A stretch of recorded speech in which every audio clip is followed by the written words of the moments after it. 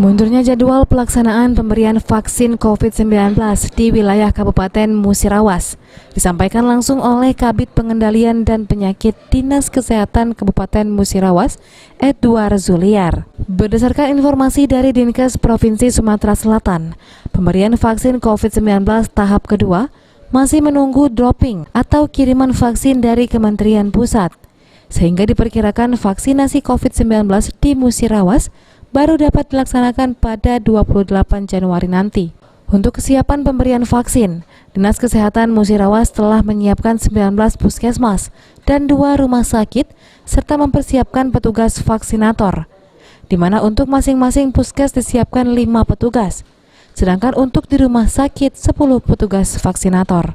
Selain itu, Dinkes juga menyiapkan gudang untuk menampung vaksin termasuk mesin freezer dan juga mesin genset, di mana untuk penyimpanan vaksin virus corona membutuhkan jaringan listrik yang stabil.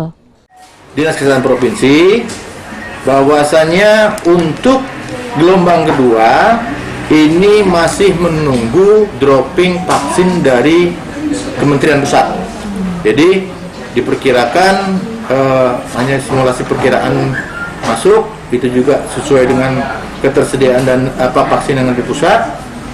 Kemungkinan tanggal 28 itu kita diperkirakan kemungkinan bisa melakukan vaksinasi.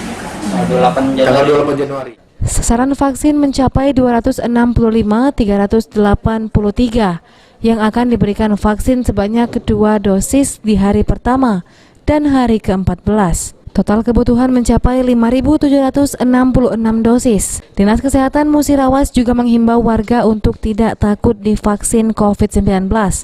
Pasalnya pemberian vaksin bertujuan untuk mencegah penularan dan penyebaran virus corona.